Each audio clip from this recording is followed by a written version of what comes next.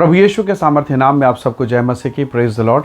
आइए आज के मनन के लिए हम परमेश्वर के वचन को निकालें। मेरे साथ इब्रानी की पुस्तक अध्याय 3 और उसका वचन 1 को निकालेगा। यहाँ इस प्रकार से लिखा है, इसलिए हे पवित्र भाइयों, तुम जो स्वर्गीय बुलाहट में भागी हो, उस प्रेरित और महायाजक यीशु पर जिसे हम अंगीकार करते हैं ध्यान करो।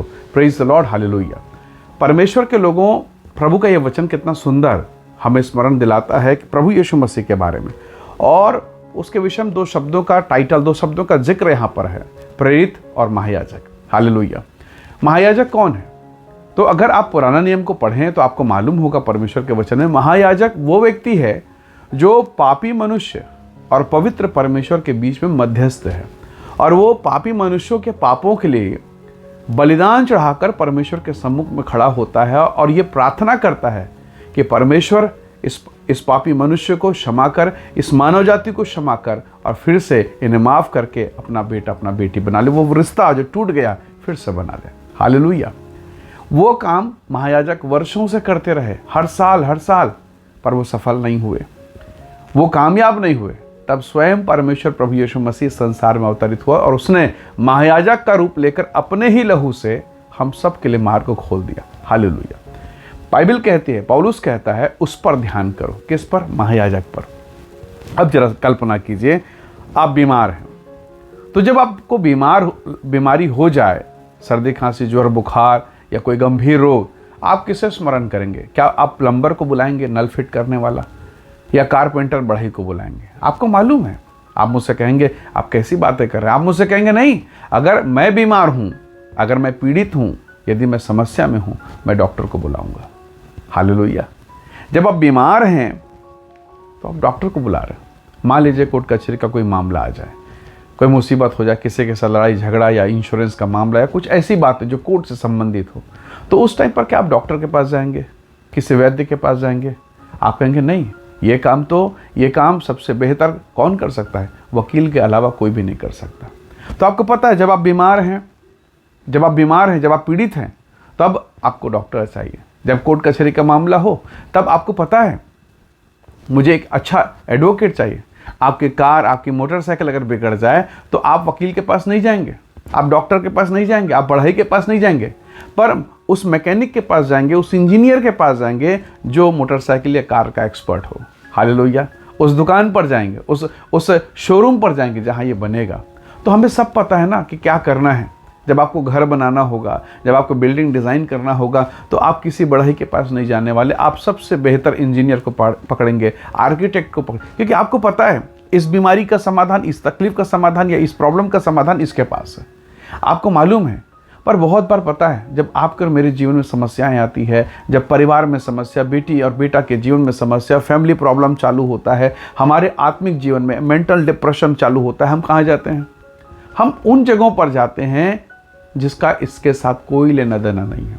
हालांकि आपको बाहर से लगेगा ये ठीक कर सकता है, ये ठीक कर सकता है। आप जरा सोचिए, अगर आपका मोटरसाइकिल पंचर हो जाए, बिगड़ जाए, तो आपको मालूम साइकिल की दुकान से कम हवा तो डाली जा सकती है, पर उसका समाधान उसके पास है क्या? परमानेंट नहीं है।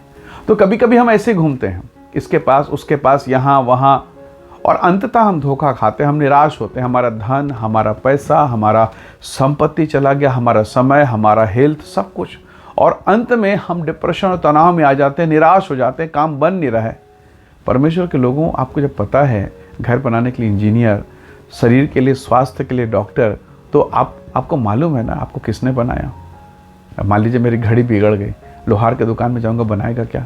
उसे घड़ी के दुकान में लेके जाना पड़ेगा। तो जिसने आपको बनाया, अगर आपके शरीर में समस्या है, आपके जीवन में समस्या है, आपके परिवार में समस्या है, तो जिसने आपके घर, आपके परिवार, आपके जीवन को बनाया, उसके पास जाएंगे तो मैं समझता हूँ उपचार हो जाएगा। हालेलुया। मदद मिल जाएगी।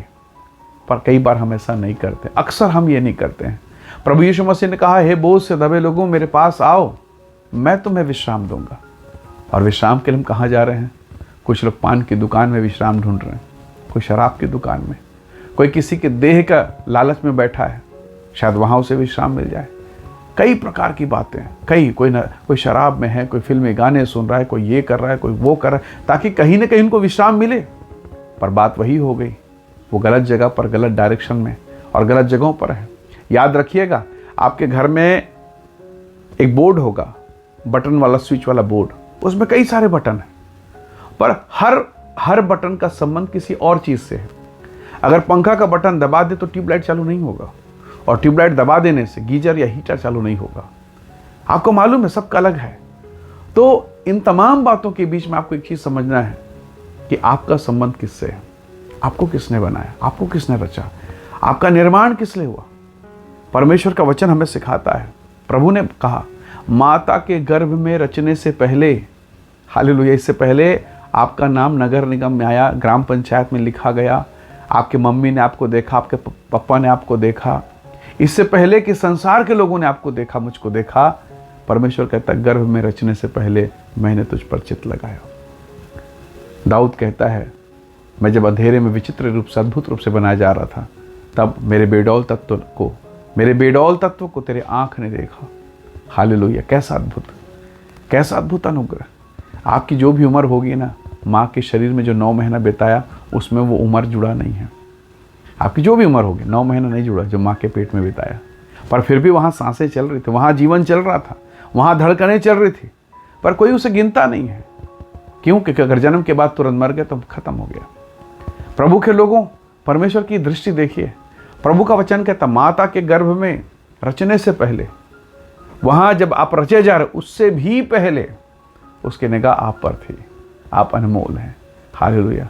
आपके घर में जो यूजलेस सामान है, जिसे कीमत नहीं, जिसकी ज़रूरत नहीं ना, आपने उसे घर के बाहर निकाल दिया होगा, और सुबह कबाड़ी वाला, कचरा वाला उठा के लेके चला जाएगा। पर जो आज आपके घर में है ना, चाहे वो फटा हुआ कपड़ा जो पोछा में इस्तेमाल होगा, आप नहीं फेंकें क्योंकि वो काम का है। तो प्रभु के लोगों, आज आप और मैं जिंदा क्यों हैं? क्योंकि हम काम के हैं। पर शैतान, बीमारी, परिस्थितियां, ये सारी चीज़ें हमें बताती हम कोई काम के नहीं हैं। पर मैं आज आपको बताना चाहता हूँ, आपके जीवन के लिए, आपके घर, आपके परिवार के लिए परमेश्वर की एक महान योजना है। हालेलुया।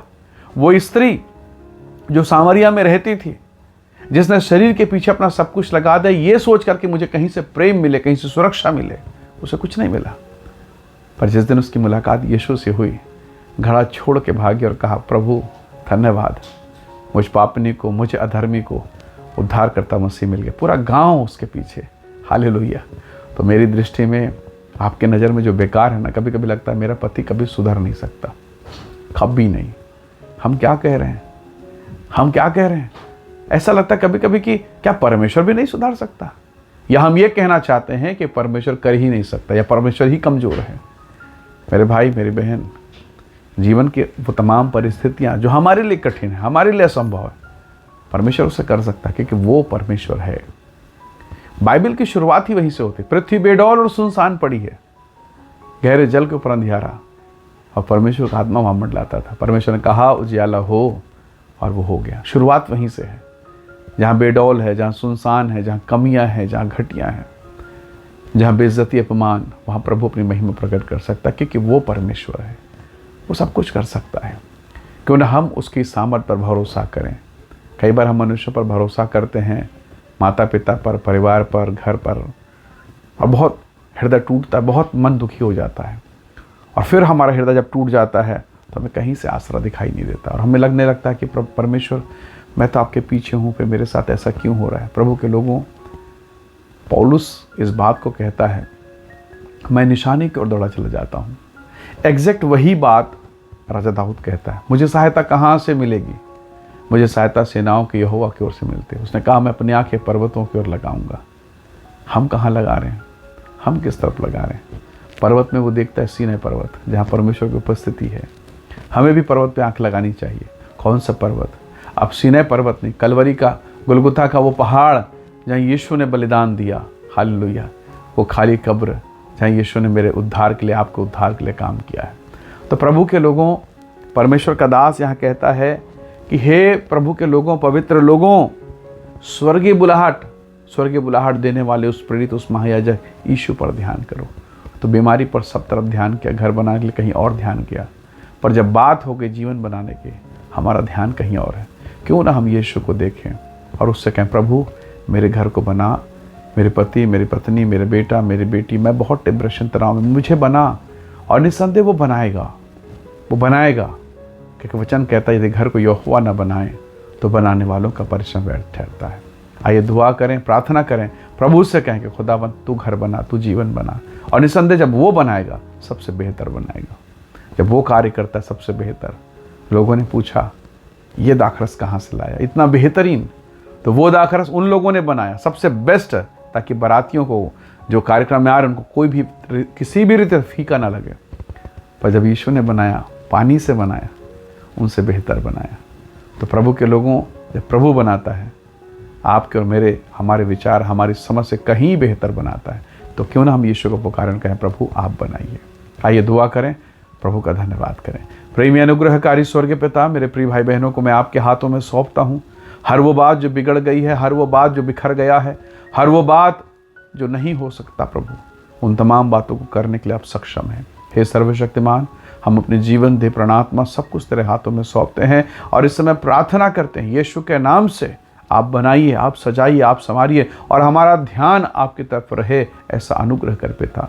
प्रभु जी, हमारा ध्यान भटकने ना पाए, हम संसार की तरफ आशा न लगाएं, पर तेरी ओर निहारते रहें, ऐसी तू सहायता कर। जितने भाई बहन बीमार हैं, पीड़ित हैं, रोग में, दुखी में, हताशा, निराशा, डिप्रेशन में, वे सब यीशु के नाम में छुटकारा पाएं, आशीष पाएं, अनुग्रह पाएं। हम सारी महिमा आपको देते हैं। धन्यवाद के साथ विनती प्रभु यीशु के सामर्थ्य नाम से मांगते हैं, आमीन, आमीन। प्रभु आप सबको बहुत ऐसे आशीष दे। Praise the lord. जय मसीह की।